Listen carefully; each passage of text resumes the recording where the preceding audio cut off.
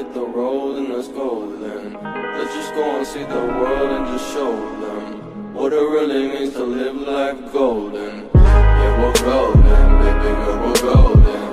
They're about to see us shine, 'cause we're golden. Welcome back, everyone, to another episode of the Legends Never Die podcast.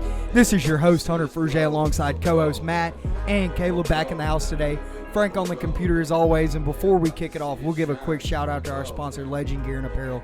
Go check them out at legendgear.co for all your podcast merch and accessories. Use discount code LND10 for 10% off.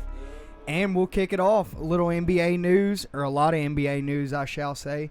First and foremost, we'll kick it with Kawhi Leonard, the peacemaker of the league now, I guess he would be. The Dawn, the avatar of the league, the peace bringer. He finally decided on a team, and it wasn't what anyone was expecting. I had Clippers the third best odds of landing him. And hey, I like that, though. I love the curveballs, man. Like, it's amazing. He had everybody, and, like, I think, who was it? It was Hunter or Matt earlier said, like, everybody's playing checkers, and Kawhi's over here playing chess. Like, he made all these people think, Clippers wasn't even in the picture. And then he goes with, so you have L.A., you hear, he might go to the Lakers, and then you have Josh Hart comment, he might go to New Orleans, which I knew that wasn't going to happen. And then Jalen Rose, 99%. He's going to Toronto. 99%. He's signing back with him. He's going to. And then all of a sudden, at 1 o'clock in the morning, I get an update. Los Angeles Clippers. I like that fit, though. What you got, Matt? See, I think Kawhi planned it all along. He wanted to stall the Lakers and then sign with the Clippers Make the sure whole they couldn't time. get any more Wow, free make sure they didn't fill that max spot. Yeah, I really think that's what happened. I think he wanted to stop the trio trend that's in the NBA. It's bringing back the power duos. I like that better. I like that way much better. You got your power duos, kind of like your Kobe, your Shaq, your let's see who was it? Your I guess you go with Rondo, Ray Allen, or Kevin Garnett, Ray Allen. Stuff like that. Like that's or your LeBron James, Dwayne Wade. I like the duo with the surrounding like cast around them. I like that better. I love it too, and for the first time in a long time, the league really has a sense of balance. Absolutely, I agree with that. The duos are everywhere. I mean, you still got Curry and Clay, D'Angelo Russell. I'm not going to name them a trio. Then you got Kyrie and KD once he gets back now. Everybody's got their own form. Doncic and Kristaps in a way might be them boys. Absolutely, man. What they got in Dallas right now, they're calling them the Twin Towers. Kristaps and Boban. Oh, yeah. Oh, yeah, Bobby, I would love to see somebody bring them to the paint. Yeah, right. If they're not getting every rebound, something's wrong. But Kawhi to the Clippers, huge move, signed the 4-year $141. It was a max contract. But the bigger news, in a sense, was almost instantly also, they had it planned, of course, was Paul George also decided to join Kawhi in L.A. Not what I expected, took me by storm, but I knew the only way that Kawhi was going there was with another superstar. Supposedly, Durant had turned the deal down. Him and Kawhi were in talks together. I don't know if y'all heard that. But Durant had informed Kawhi that he wasn't going to go there. So Kawhi moved on and looked at other options, and none of us saw the Paul George trade coming. If somebody claims that they knew that was going down, they're full of shit. There's a video of Paul George last year when the Kawhi trade went down to trade him to Toronto of him and Kawhi talking about playing in L.A. together. See, that's kind of where he wanted to go all along. And then, you have LeBron that goes to L.A., then AD pulls a move and goes to L.A. So, it kind of put Kawhi in a bind because Kawhi originally wanted to go to Los Angeles Lakers. I mean, he is in Los Angeles, but he wanted to go to Lakers. And then and I said it all along, if he joins LeBron and AD in the at the Lakers organization, what's the point in even watching it? They're going to go, they're undefeated. They're going to be, I didn't say undefeated, but they're unstoppable. Nobody's going to beat them. Wins. Absolutely, no doubt. And he's arguably the first, second, third best players in the league. Easily. And that's why I love the move from him going to the Clippers. I love it, dude. It even put Clippers, from what I'd seen as the title favorites as of right now, jump back over the Lakers. I don't know if I agree. I know it's going to be close. By Vegas, if I've ever Yeah, I think it ought to be at least even odds between Lakers and It should Clippers, be because that surrounding cast around LeBron and AD is pretty good. They have a pretty good lineup. Like, coming off the bench, they have some great players. They did a lot with the rest of their cap space after they Before we talk about that, though, Matt, give a little insight on Jerry West, the GOAT, the true GOAT, best NBA player ever, and he ain't even best NBA management combo ever. Gotta be. I mean, Jordan sucks, obviously. He was the best player ever, but look at the Hornets organization. They lost to freaking China last night in the Summer League. Jerry West got Shaq traded to the Lakers, got Kobe to the Lakers, got Clay to stay with the Warriors, and now And he drafted that Kawhi to the Warriors Clippers. dynasty, pretty much. Brought KD to the Warriors as well. yeah. He's just that guy, Jerry West, the man. He did it. But about that Paul George trade before we jump into the Lakers cast was what they traded for him. The house. I know they traded house. Gallinari and Gilgeous Alexander, however you pronounce it. I always butcher it. But they traded 4 unprotected first-round picks, 1 protected, and 2 pick swaps. See, what is all that unprotected, protected? What does that It's differ? a lottery pick, like a top 3 protected. Like, if they get Yeah, a top but- 3 lottery pick, they don't get their pick. They get to keep it. And then a pick swap is if they get a better pick. If LA gets the better pick, they could choose whether or not they want to swap them or not. Why they gotta make it complicated? Why can't you just trade picks? Because they wanted to. They don't want 5 unprotected. They wanted at least 1 protected, In which case is dumb. they're trash. But they're not gonna be a lottery team, so it really doesn't matter. Yeah, I like the move for Oklahoma City, though. I mean, if it's not working, obviously OKC has no chance of winning the It's- Western Conference. Right. It's time to I agree. rebuild and Rebuild. wait for LeBron and all these I other even guys say to get old. I even say you got to get rid of Westbrook, man. Rebuild to your fullest sure. potential, you know. And I would. There's a lot of places I would love to see Russell go, but I really want to see him go to Miami. Miami has a young team, dude. And Tyler Hero, from Kentucky, their first-round pick, dude is balling in the summer league. Like, Really? yes, and he's originally a shooting guard too. So Yeah, he's a he's been dog. running the 1 and the 2. But you have him, you have Jimmy. You could even push Jimmy at the 3. Like, you really could. He has that much defense. He gets you boards. He gets points. So, if he goes to, I could see him going to Miami and it being a really good team. I Miami really right do. now is in talks is a favorite. The second favorite's the Timberwolves. I saw So Minnesota. they team Yeah. up with Cat, Wiggins, all them guys. So that wouldn't be a bad move either. And then your other 2 favorites right now, I think Pistons and Rockets. Rockets are a long Detroit. shot, of course. Hey, we forgot But- that Detroit made the playoffs last year. Yeah, 8 seed. 8 seed, but that's what I'm like. Even as an 8 seed, you know, I mean, give them Russell Westbrook throwing lobs to Blake Griffin and Andre Drummond wouldn't be bad. Wouldn't be bad. One player can definitely change a team, and I mean, it is a walking triple-double, so. right? Russell Westbrook, though, of course, I want to see him. You want to see him land with the Heat as a fan. Obviously, I want to see him land with the Rockets. Oh, I doubt it'd work absolutely. out well, but anything, him and Chris Paul have similar contracts, or almost exactly similar. They're both owed ridiculous amounts of money over the next 3-4 years, whatever it is. Like $120+ million, almost $40 million a year each. Shoot, So speaking it'd be of a good contract swap, and I'd be willing to give up Chris Paul, freaking PJ Tucker, Eric Gordon, and a first round. I think that's what they for said. Brody. I think I and read it. Capella. Yeah, I read to where it was like the trade package would have been Chris Paul, Capella, and there was one other person and a couple future round picks. So I mean, that's not bad. If you got them, you And got if him you're running OKC, the court. I mean, why not, dude? You're already rebuilding to begin Right. with, and you already have freaking 7 first-round picks that you've traded. You just traded Jeremiah Grant to the Nuggets for another first-round pick. Yeah. So Dude, I read something to where it said OKC originally had offered the Toronto Raptors a trade package that included Brody, it was Russell Westbrook, Paul George, and some picks surrounding Pascal Siakam and Kyle a Lowry. different package, and they And said Kyle no. Lowry. They turned it down. yeah, They I turned it down, heard but like, about why? As Toronto, why would you turn that down? I guess because they see something in Pascal. But hey, Yeah, I didn't speaking, know it was both of them. Someone had told me that was Westbrook and someone, I guess it was Westbrook and George. yeah, that's for just what a Pascal, source said Lowry, that. and picks. That'd be crazy. Shoot, I would have done that if I Hey, was but Toronto. touching they on what didn't you know they said were though, losing Kawhi, while I go, probably. Hunter, you said touching on what you said about a walking triple double. The news that I got about LeBron running the point for the Lakers, that's a walking triple double in itself. Yeah, that's nuts. And the Easily. only reason they're doing that is because you have to have Kuz in the lineup. Absolutely. That's the only way Kuz makes the lineup if you push I him mean, to let's a be point honest. LeBron's been playing point guard for how many years now?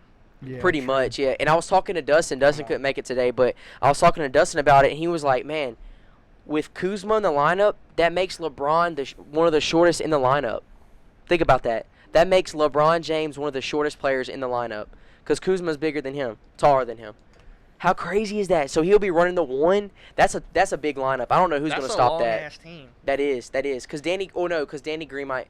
I don't know how tall Danny Green is, but Danny Green's he's huge. He is? Okay, He's is he like bigger than 6'9", he's taller than 6'10", LeBron? yeah. Okay, yeah, never mind. Then that would make LeBron the shortest on the court. Yeah, so we'll talk about those Lakers moves while we're talking about LeBron to the point.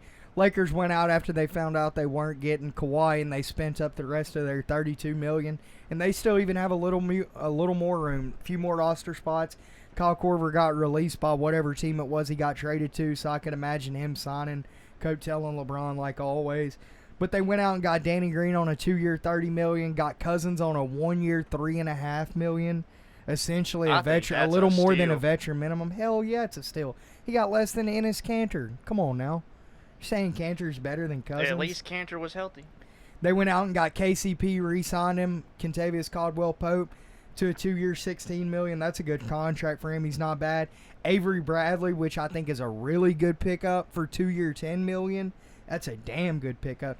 JaVale McGee on the minimum, got Quinn Cook and Rondo and Dudley. So they fill their roster out well. I don't know. I don't see how Lakers aren't the favorite. Who's the better duo? AD LeBron or PG and Kawhi? Is that even a real question? AD LeBron, but who's the better team? The Lakers. It's tough, man. It's tough. Because I really am biased a lot towards Patrick Beverley. I think he's one of the most underrated players in the league. He's a dog for sure. I know that Clippers team, dude, their whole team is freaking first-team All-NBA defense. I was just about to say that. Defensively, they have a squad. So you got Paul George. You have All-NBA first team, yeah, MVP, absolutely. second runner-up. Kawhi Leonard, Pat Bev. Finals MVP and the arguably best player in the league. And another person everybody's sleeping on is Harkless. Harkless coming from Portland. That man has All-NBA defense. All-NBA defense. That's what I'm saying. Like he's underrated in the defensive area. So I mean, that's one of the teams you got to look out for. But best duo, hands down, man. AD and LeBron is dirty. Like that's just crazy. Lakers the better team. I think they're running, they're running neck and neck. It's definitely between the both of them. It's crazy how we're not even we can't even say anything about the Warriors now. We can't. Oh, I think the Warriors dynasty's over, dude. I think I saw a guy, he was predicting Westbrook to go to Rockets, blah, blah, blah. I would love that. I'm not going to lie. Rockets snatched the 3rd seed then for sure, I would think. I think they're still going to be solid. But he also predicted Warriors didn't even make the playoffs next year. The West is so tough. Because Utah's going to be a top 5 seed, guaranteed. So I don't know. Warriors, I think they're going to make the playoffs, but I just don't know. Depending on how many games Clay misses. Curry for MVP, though, would probably be a lock in my opinion, because until Clay gets back, he's going to score freaking 35 a night. He's going to score more than Harden. Shoot, I'm ready to see what deloading does. Hey, update right now. The Astros putting in work. Only ones that have really been on base. Bregman gets a leadoff hit, and Brantley comes in, hits a double to score him. So it's 1-0. AL's leading right now. And that's an All-Star game going on right now. So that's Lakers surrounding cast. Went out, got Danny Green, Cousins, KCP, Bradley, McGee, Quinn Cook, Rondo, Dudley. So they filled the roster out well. And then, like we had mentioned on the other side, LA, PG, and Kawhi go there. Who else? Zubac went there on an 8-year, $32 million. That was a good move for Clippers as well. Harkless, like you had said in the trade, went over. And that was about it on all that talk. Durant switches to number 7. Who really cares? He's not even gonna wear a jersey this year, so I don't know why anybody's really that worried about it. Lucky number 7, I guess. But a little summer league talk. We saw Zion with the knee injury. Y'all saw? He's gonna sit out the remainder of the summer league. Yeah, straight precautionary, but yeah, David Griffin said he's fine, but yeah, I agree. Maybe coming in a little overweight. A lot of people were saying. No, it was like knee-to-knee contact, so just a freak accident. Probably got a bone bruise on his knee or something. Yeah, I'm not going to say he balled out the one game he played, but he did do decent. He did get a shot blocked, and Kevin Knox kind of put it on him there a couple possessions, but I still think he did well. I mean, he's going to be the best rookie in my opinion, and it definitely looks like that the way R.J. Barrett's playing, shooting 25% or less right now from the field. Dude, what? Yeah, dude, he's like freaking 9 of 40. Yeah, he's not looking good, but I mean, it's summer league.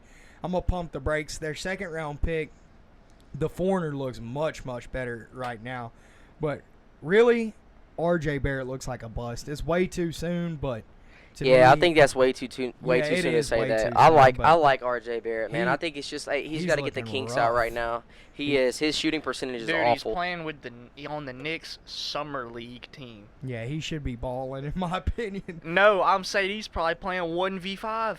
Yeah, still. I He should feel be that. showing out in some Summer League heads.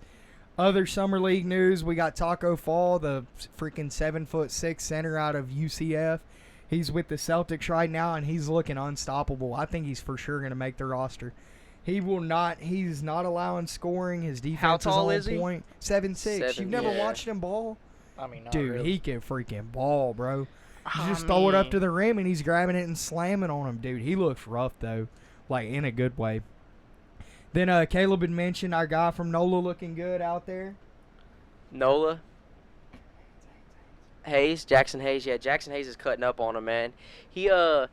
I had my buddy Aaron came. He's like, man, what you think about this move? And I was like, he's probably one of the most athletic centers in the draft, and it's showing, man. I mean, his first game back where he was actually eligible to play was yesterday, and he showed out.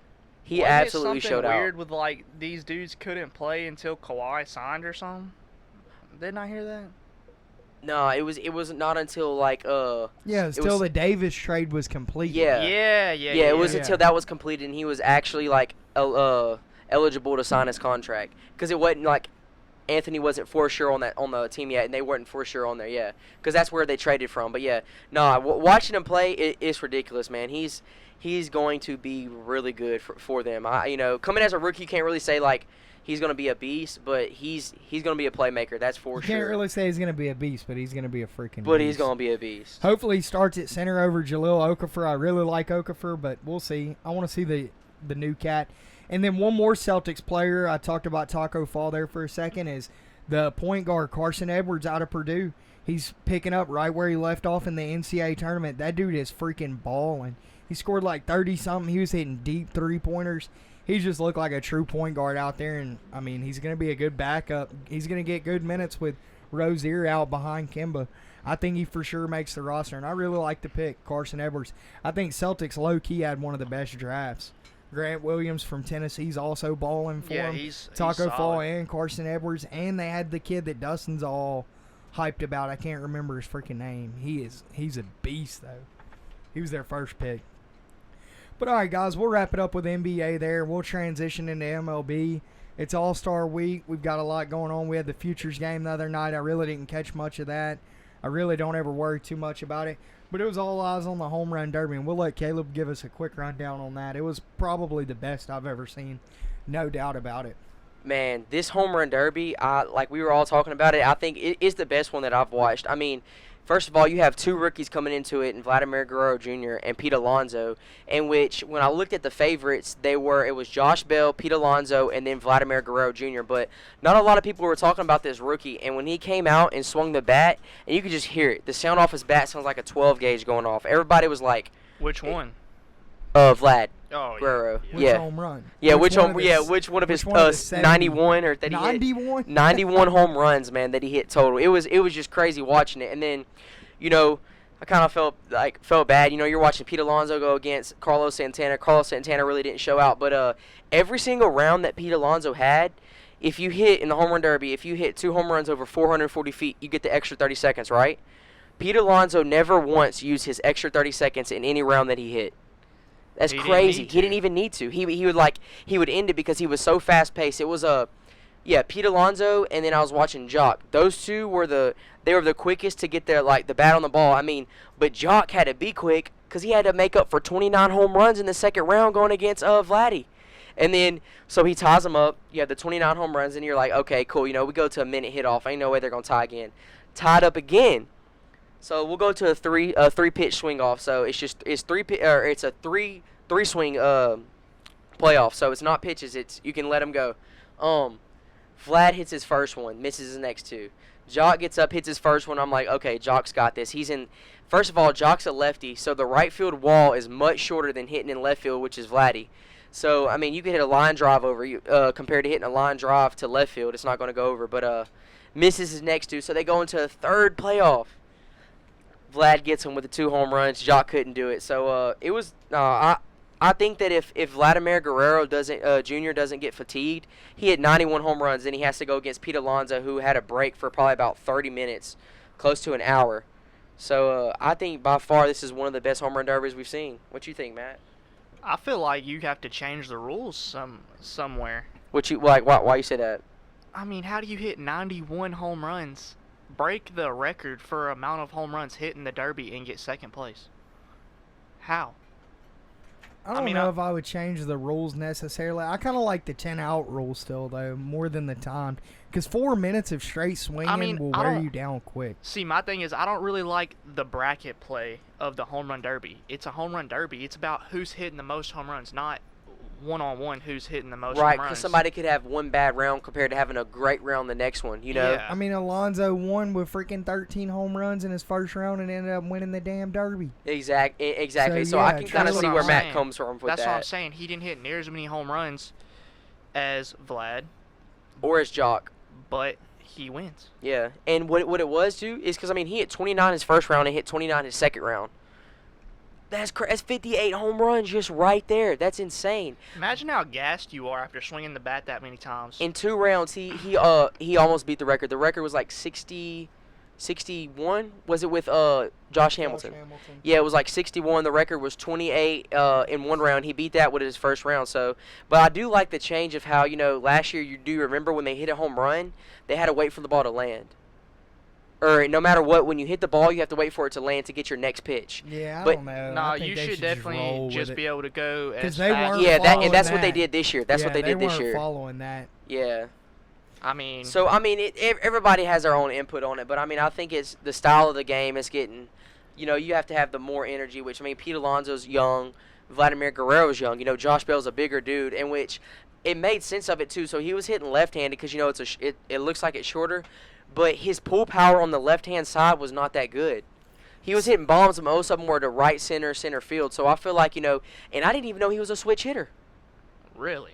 Yeah, I didn't Josh know Bell's a Bell switch was hitter. either. Mm-hmm. Did not know that until probably about like 3 days before the home run derby. So I got to say this. The sweetest swing I've seen in the derby is Acuna Jr., dude. Oh, man. His swing is insane, bro. Phenomenal young player. He was hitting half his home runs were center or oppo. Yeah. He was hitting bombs to dead center in the freaking All-Star game instead of trying to pull them quick out to left line. Spray in the field, man. He was man. just freaking dinger 400, 450 to center over and over again, hitting oppo home runs. I didn't see Vlad Jr. at 1 oppo, which of course he wasn't trying to. Nobody was. But still, Acuna, I just like the kid. We'll see him next year in the derby. We'll see Alonso, of course, because he won. We'll see Vlad again.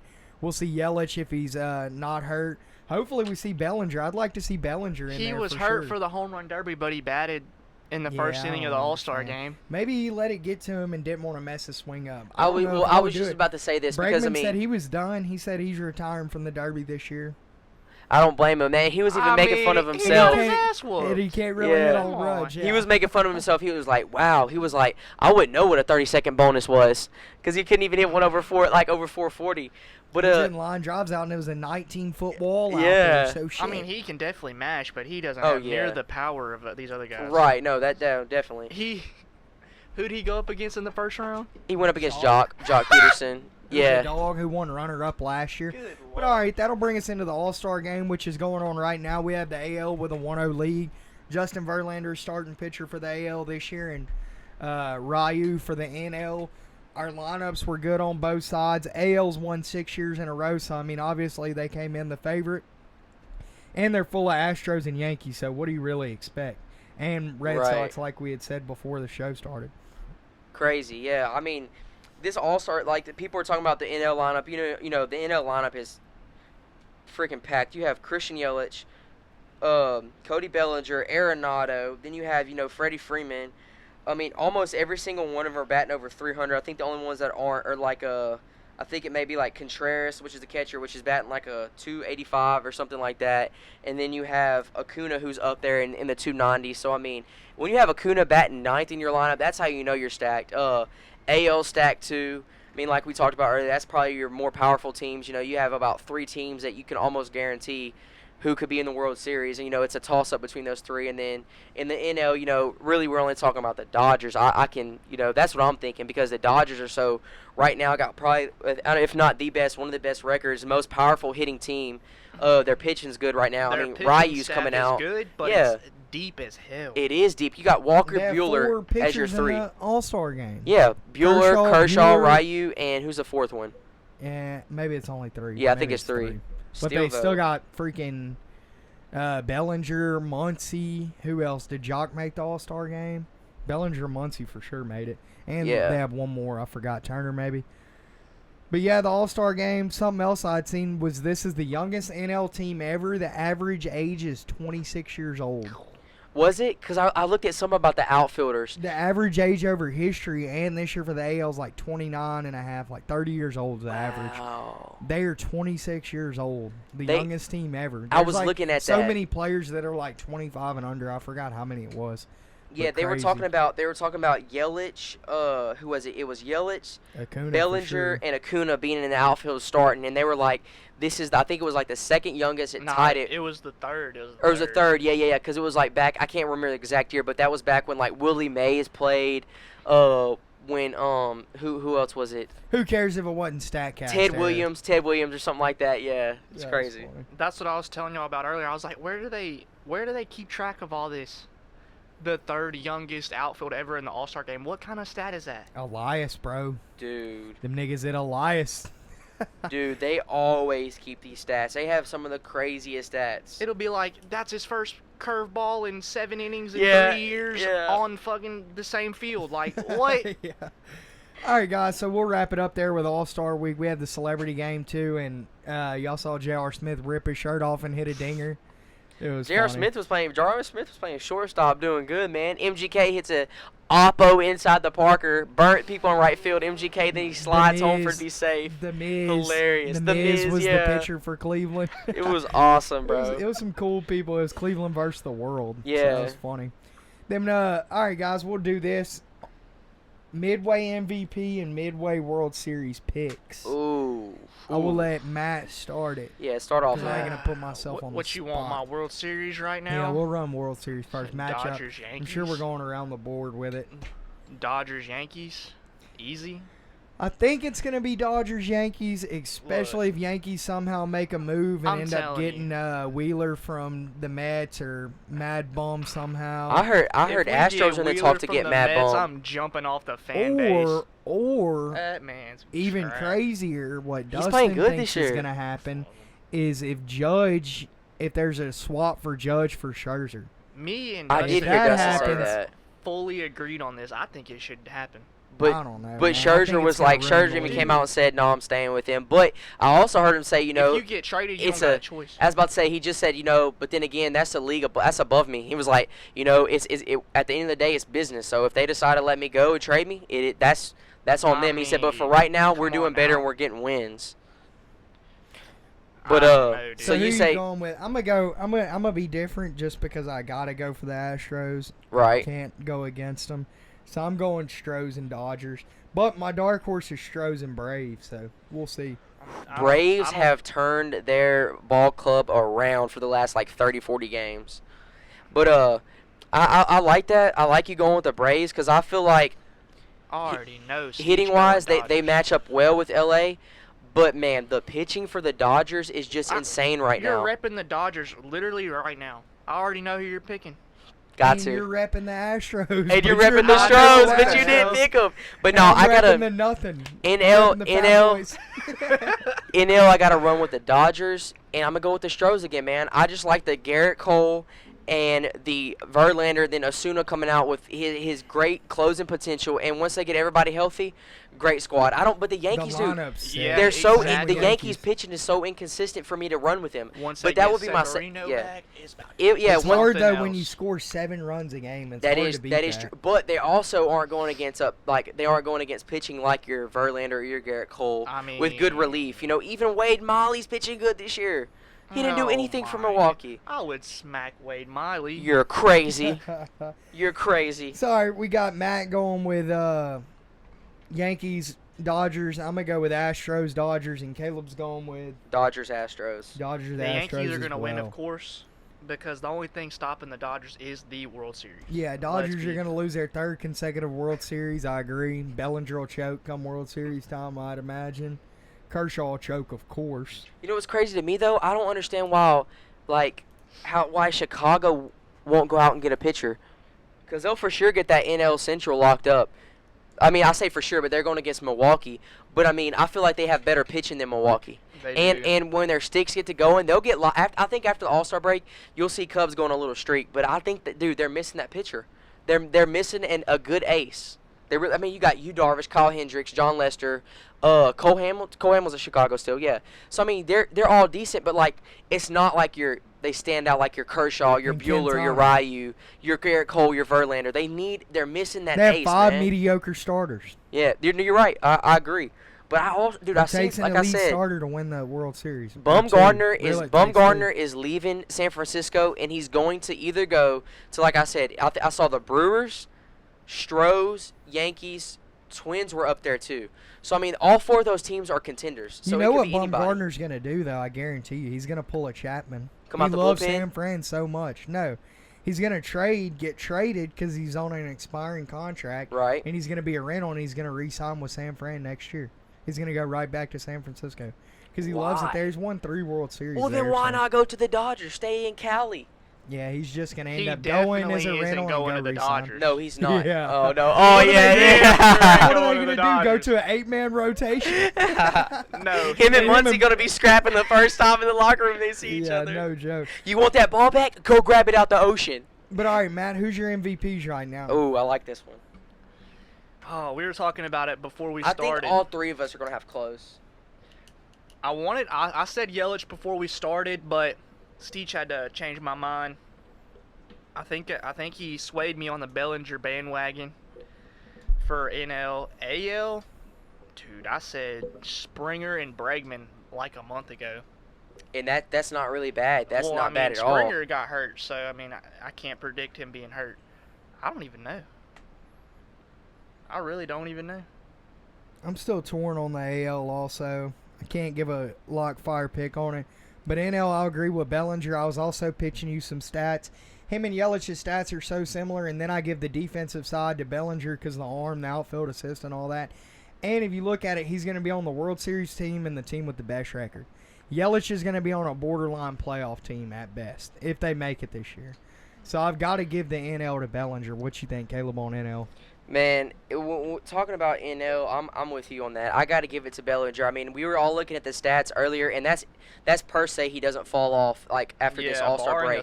But man, like his runs batted, his RBIs, his OPS, his home runs, his batting average, all of that, he's up there. You know, his batting average, he surpasses everybody else. Top you know, 3. yeah, it's all top 3 when we looked at it. So I mean, it's kind of hard not to roll with him on that, dude. And then if I'm going AL, I gotta go with Trout, bro. Yeah, That's who I gotta go with Trout, too. man. It's inevitable. Like he's just that guy, man. Best baseball player. He's heating up too. He is heating up. Right now on He's heating Bovada Sportsbooks, he's the -300 favorite. Who Guess who is? the second is? Trout. Who's the second? A It has to Yank. be Bregman or A Brantley. Yank. The LeMahieu, DJ LeMahieu, probably. LeMahieu at a I plus bet. 500. I knew it. I was about to. That was my like wild card pick was Then LeMahieu. filling it out, we have Bregman, Polanco, Gallo, Chapman. Dude, Polanco. And I don't like everybody after Gallo because Gallo hadn't really played the whole year, but his average ain't as good, and he just hits for power, home runs. But Polanco has had an MVP caliber season. But when you're in the same category as Trout, it's kind of hard giving it to him. But I like those 3: Polanco, LeMahieu, and Trout. I love They those also 3. said JD Martinez has started to surge back into the picture. Really, people has been I've been sleeping on He's him this been year. slapping these last He's few probably games. one of my He started favorite off hitters, though. really, really slow. That's why. I remember I took him last year, y'all remember, and I was like, surefire, he's got a chance. Damn near won the Triple Crown, missed it by Honestly, a couple RBIs. I think and you got didn't even screwed make on the that. top 3. I think you got screwed on that, Hunter, because but he had doesn't an play MVP. defense. Like Dustin said, a DH will Wow, never win the that MVP That again. is true. He had a So great hard. point. Man, who did we say at the beginning of the year? I know we talked about, we need to roll it back and see. We talked about MVPs, and we also talked about Cy Young winners. I remember I called Yelich and I think Bregman. Everybody was giving me shit except you, I think. I said Of course, Bregman and Dustin gave me Yelich, shit too, I because he think. hates Bregman. For Cy Youngs though, what y'all got on that? I know we didn't put that down, but I mean, Scherzer. now started looking tonight. at it, huh? It's, I mean, they both started tonight. I don't Ryu know, man. and Verlander's Verlander. starting to- Verlander. I mean, Verlander's starting to slide a little. yeah, but he started. What's his record? Like, 10-4. no, not Verlander. Scherzer. Oh, Scherzer has 5 losses. He's 9-5. He's 9-5. He's 9-5. I think Ryu's He going to started end off up winning shaky. because the ERA and because the team and his records are going to be I like don't freaking know. almost 20. He's probably going to be 20 wins. Right? No, you're right. You're right on that. Probably. So I'm going. I don't know, man. I don't know about. They do an Verlander. AL and NL, right? For Cy Yeah, Young both. yeah. Okay, that's what I thought. I knew. I I don't was know just who I making would sure. go with in the AL aside from Verlander, though. Shoot. Exactly. I Nobody guess, else yeah. has really been dominating. Verlander, Ryu, or if Ryu starts to slide, which I highly doubt, because he's just his ball placement, like you had said before the show, his mix of pitches, and just he's reached a whole new level this Yeah, year. he's on it for sure. He's got a sub-2 ERA, only person in the league, so that's going to be tough to beat that. So. Man, you know who? Hey, real talk, who's up there? Scherzer gonna have 350 strikeouts though. For sure, Gelato. Oh, yeah. Giolito? Oh, Giolito, whatever. Yeah. Giolito! Hey, he's cutting up this year. I like him. I really do. He's been playing good, and Castillo for the Reds. Yeah, he has. Dude, Luis he's having a Castillo. really, really good year. But The Reds. think about what you I just know, said. right. The Reds and the Reds. White Sox. Yeah. The White Sox have been surging lately, though. Yeah. But So- all right, guys, we'll wrap it up there. Last thing on MLB, I like to do this new part of the show on this day, OTD. On this day in 2011, the captain, Derek Jeter, had his 3,000th hit. The captain. July 9, 2011, 3,000 hits. Y'all want to hear something crazy? What? I was at the game before that. They played the Texas Rangers. I was watching the Rangers play. I was Damn, watching the I'd be Rangers play the pissed. Yankees. Watching the Rangers play the Yankees when they had it was A-Rod, pissed. Derek Jeter, Take What if he share, all of them, man. What if he went Yeah. 0 for in the game you went to with 29.99 The hits? next, no, he got a hit. The next night playing him, that he got his 3,000th hit, and I also got to see Michael Young get his 3,000 hit for the Rangers. That's dope. Yeah, so But I figured I'd give that little OTD. I like that. We'll skip NFL for this week, and I'll jump into UFC before we get out of here. I'll give a little quick recap on UFC 239. Me and Caleb went and watched the Buffalo Wild Wings International Fight Week. I knew it was going to be a fire-ass card, and it lived up to the hype. We'll start with the main card, and I'll start with the second fight. Or I'll start with the first fight and be quick. 3-round decision. We had Michael Chiesna and Diego Sanchez. Diego Sanchez was I can't believe he's still around, dude. He's had like 50 UFC fights. He was the first ever Ultimate Fighter winner. And now we're on like Ultimate Fighter number 20-something. So he's still out there banging, and he really wanted to get the win to sign a new UFC deal.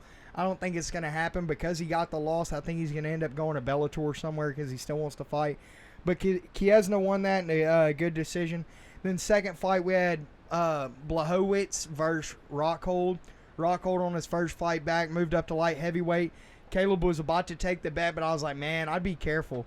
Freaking He saved me. Rockhold has a glass jaw, blah, blah, blah, saying a bunch of stuff, and I'd said it last week on the show. I was like, I wouldn't be too convinced because Blachowicz is on a good win streak, all that. He's got some power. Sure enough, first round comes to an end. Second round starts quick.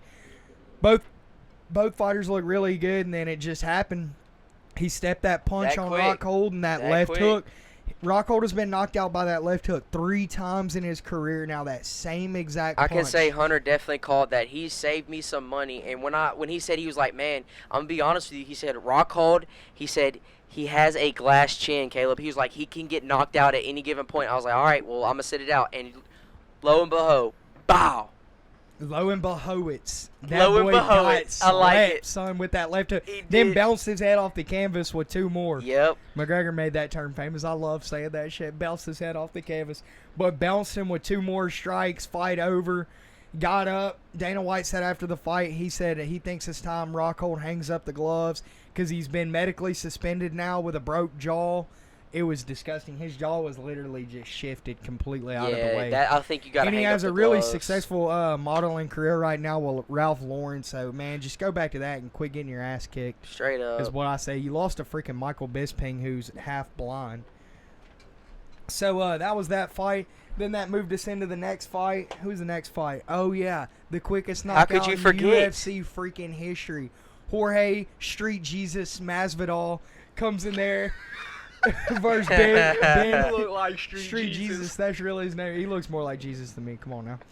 But anyways, he goes in there. This fight lived up to the hype. Not really, because it lasted 5 freaking seconds. Made me pissed. But all the trash talk, man, it was so great. I hated to see it. Of course, betting Askren, but I couldn't say I was surprised. We had said before the fight started, Askren's going to kill him if he gets his hands on him. But if Masvidal goes in there with a first-round knockout, then it's over. Totally didn't expect it. Right off the bell, Masvidal puts his back to the cage and puts his hands behind his back to initiate Askren to come on. Go ahead and come on for a takedown. I know what you're going to do. As soon as Askren took one step towards him, he charged off the cage and threw a flying knee. Perfect. Askren shot for the takedown, so put his head down. And I tell people this all the time. If I were to ever get in a street fight and somebody went to tackle me, dude, knee him right in the face. If they just ducked their head down, it was such a rookie wrestling move by Askren. It was unreal. And got his lights knocked out. Masvidal knocked him out on contact. Some of the sickest shit I've ever seen in my life. But he still put 2 bombs on him, 2 punches just to bury him into the ground. And that was out of anger and hatred. Because I mean, he Hunter was telling me that he told Dana White before, he was like, "I want to kill this man." And you could just see out of his podcast. That's Joe Rogan. That's what it was. Yeah. You could tell by his reaction that he really did want to bury that man through the canvas. He wanted to go ahead and get the headstone, the casket, and everything brought out into the octagon. So he freaking buries him with those 2 shots, and he said after the fight when they interviewed him, were they dirty? A lot of people's pissed about the 2 late hits.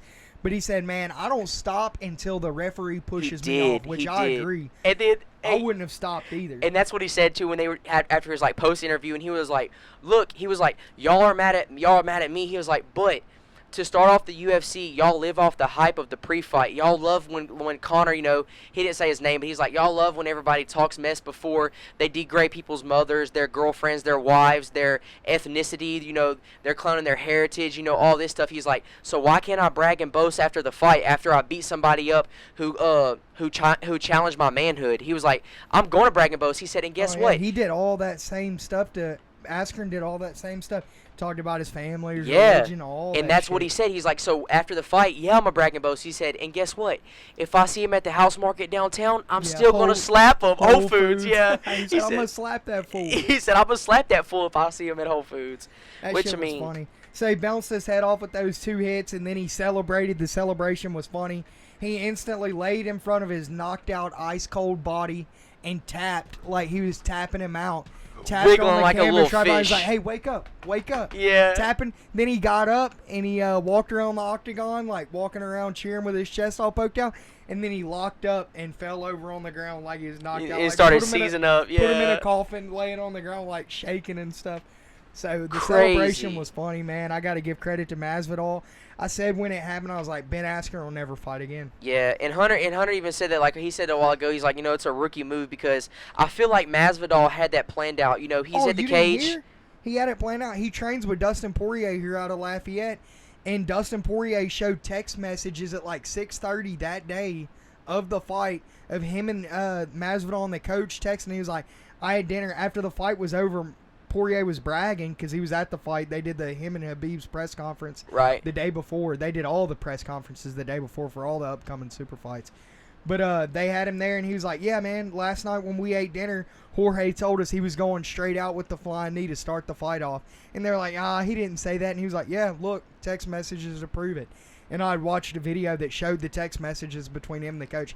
He's like, I'm opening up with a flying knee at least in the first round. And why not off the bat? What's not wrong? What's crazy about that though is you have so much momentum coming with you, coming out with the flying knee. Askren can't grapple you up like that. He's not gonna be able to pick you up. And then you got so much you're over the top on him. There's no way. And then he, sure enough, lowered the head. Hands were wide open trying to grapple Masvidal. Flying knee just knocks him out. It looked really sketch. But what also made me mad... But it's a fight, man. It's a fight game. It's that easy to knock somebody out. And imagine how hard he hit him. I just feel like you should know, don't run at somebody with your head down trying to take him down. Well, that's what wrestlers do. They shoot. And the way he approached him with he just laid back against the octagon like I had said, come on, let's engage. So he went, thought he was going to go for a takedown. Hell to the gnaw. Crazy, though. Now we'll move into the next fight. We had the Women's Bantamweight Championship. Greatest woman fighter of all time. The deal is now sealed 100%. Amanda Nunes, the two-weight world champ, double champ, went in there, and it was the last one on her menu. All she needed was Holly Holm. She's knocked out Ronda Rousey. She's knocked out Chris Cyborg. She's beat the featherweight champ Shevchenko twice. She beat Misha Tate, the champion, and the only one champion left, Holly Holm. Whooped her ass. First round head kick. Me and Caleb won our money back on that fight, and I took the fight to go under 4.5 rounds. I said, Lock. there's no way this goes to decision. She's freaking knocked out every other woman champion. What makes you think she's not going to knock Holly Holm? A washed up Holly Holm out. So that fight lasted a whole hot 4 minutes. So that Amanda Nunes is the best. I don't know who's next. Right? There's really not would anybody in be the next women's that at wants that that point? work. Cyborg said she's asked for a rematch, but from what I've heard, she does not want that work. According to Dana White, she has not asked for a rematch. So that was that, and then moved into the light heavyweight title fight. John Bones Jones, the greatest fighter of all time. I was shocked versus Thiago Santos, the Hammer. I didn't expect Santos to have a chance in hell. I took the fight under 2.5 rounds because I thought it was going to be a quick knockout or submission for Jones. Boy, was I wrong. What a fight. Santos blew his knee out in the first round, into the first round, and still went on throwing kicks with that same leg for 4 rounds. Amazing. And lost a split decision to John Jones. You heard me right, people. A split decision. First time John Jones has ever lost a round on a judge's scorecard in a fight that went to decision in his career. So, props to Santos. We won't see him again all of 2019. His coach announced he has a torn ACL, MCL, PCL, meniscus, He might be done. and a broke tibia or fibia, one of the two. He Oh, it's might a be fractured done, tibia. really. Fractured tibia. Yeah. So, all of that, and he still hung in there with the greatest pound-for-pound fighter of all time. Hey, you got to give credit when Unbelievable. credit's due. Mad That man, respect. that's all heart right there, man. I couldn't respect believe him. it. And some of those flurries of punches he was putting on John Jones would have knocked out any other light you're heavyweight right. fighter in the I world. agree. 100%. Jones was eating them bitches for breakfast. Because anybody else, son, would have, Daniel Cormier would have been flat on his back 100%. And I was really confused why Jones didn't shoot for any takedowns, knowing that he was weak in the leg and not fully quick. I don't know. It was just a weird fight for Jones, in my opinion. He looked like he definitely took a step back. And he had said before the fight it was weird for him because he wasn't nervous. He's like, usually I get nerves before fights. He's like, I'm not nervous at all. I'm like not really excited for this fight. I was like, well, what the hell? Are you losing your interest? Don't slip up and get your ass knocked out by nobody when you're about to. And so after the fight, we'll wrap it up there. UFC 239 recap. After the fight, they asked Jones if he would fight DC coming up next. And there was a lot of talks before the fight, and he said, I guarantee y'all I will fight the winner out of Stipe and DC for the heavyweight title. So there it is. We got it. That will be a super fight from hell. So he's gonna move up. He'll move up to heavyweight and fight Daniel Cormier or Stipe, whoever wins this next I don't UFC like it. 241. I don't like it. I don't like it for Bones. I'm worried for Bones. That's too much weight to put on. That extra weight, Daniel Cormier's already freaking fat as fuck. Puts that extra weight on him. I don't know, man. And the way Jones looked in the Santos fight, he might have got exposed a little bit. He had a weird game plan going into here. But it's still John Jones. I'll never bet against him in my life unless he's a huge underdog or favorite like this week. I took Jones at like a minus 580. I don't know what the hell I was thinking. I was sweating bullets. Because Santos won round 1, won round 3. I was like, it's 2-1 Santos. We're heading into deep water, though, championship rounds. I know Bones is going to come back. But a lot of people had Santos winning round 4, and then the one judge had him winning round 5, which led to him with the split decision. But it was tough. Other news, we had a pre-fight. We had a lot of press conferences, but before the fight had started, Khabib and Diaz had a little scuffle. I like it. It's just Nate trying to stay relevant. I like it, though, in case Poirier gets the quick win. Obviously, Ferguson's going to get the title shot, but Nate's just trying to stay relevant. He really wants to fight Khabib. And I got to say, I would love to see it. The Terminator Nate Diaz. He can't be knocked out, so, I mean, what's going to happen? Full 5 rounds with Khabib? I would love to see that shit. I would love to see it. I would love to see it, too. I think that would be a really good fight. But other news, we had the pre-fight press conference. We had DC and Stipe. They actually were talking some good shit, so I was pretty excited there. Holloway and Edgar, boring as always. Max Holloway's going to absolutely destroy Frankie Edgar. for the third time, 100%. But the best trash talk of all was Stylebender. He needs to shut his freaking mouth, dude. I love him, but he's barely won the championship, basically an intern belt. And he's about to fight Robert Whitaker, the freaking Reaper, who kills people, who kills steroid junkie Romero. And all Stylebender's really beat is Kelvin Gastelum. And Whitaker smoked his ass way inside 5 rounds that it took Adesanya to win. But their trash talk was good. I really like what Stylebender was saying, and that's going to be UFC 243. They just announced it. There's not a play set yet, but from what I'm hearing, it's 100% going to be in Australia, which is the home country of Whitaker. So I like that, and that's UFC trying to expand once again. And then the other press conference, Khabib and Poirier, I liked it. Poirier guaranteed that he was going to stop Khabib. He was like, y'all are going to see some stuff y'all have never seen. And Khabib was clowning. Man, Khabib's got the fans rolling. He's the most loved UFC fighter right now for sure, with McGregor being out of the game or whatever. The fans love him, and he's freaking hilarious. He told him, he's like, I'm on a 6-fight win streak. I'm going to make it 7. That's what Poirier was saying, blah, blah, blah. I'm going to stop this guy. He's like, man, y'all talk about Poirier's 6-fight win streak. I am on 27-fight win streak. That's what he's saying. He's like, I've won 27 in a row. He's like, you think this guy's not going to lose? He's like, there's levels to this game. He is not on my level. I promise you. This guy's not on my level. And the crowd was getting hype. I was like, damn, that's some real shit, bro. I mean, he might not be. We don't really know. Ain't.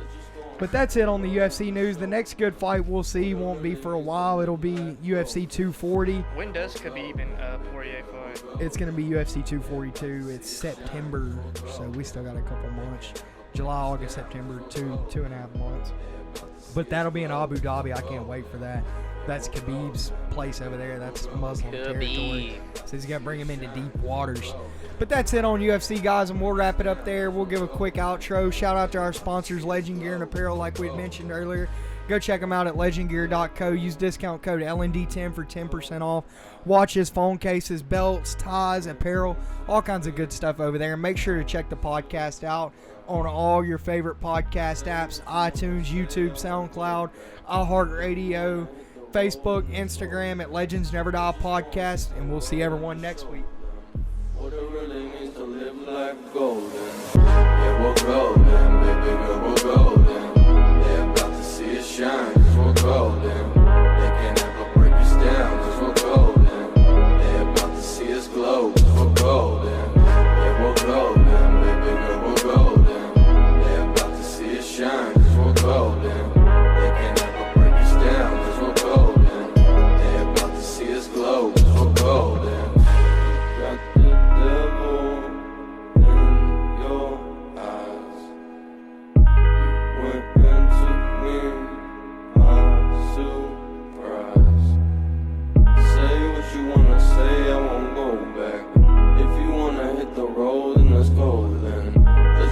See the world and just show them what it really means to live life golden. Yeah, we're golden, baby girl, we're golden. They're about to see us shine, cause we're golden.